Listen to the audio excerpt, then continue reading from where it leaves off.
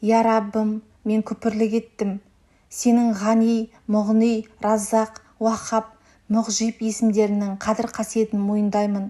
Тұла бойыммен қабылдаймын. Сен мені кешір, мен де өзімді кешірдім. Мен өзіме рұқсат беремін бай болуға, сау болуға, бақытты болуға, сүйікті болуға, сүйкімді болуға, көркем болуға, иманды болуға. Мен сенің маған о бастан беріп қойған барлық байлығыңды қабылдаймын. Өмірімнен дәл қазір сезінемін. Сен мені сүйгендей, мен де сені сүйемін. Сен маған разы болғандай, мен де саған разымын. Я Әл-Разақ, ей ризық беруші Раббым, менің өзім ойлаған, өзім ойламаған, өзім күткен, өзім күтпеген жерлерден маған ризық бер деп дұға қыламын.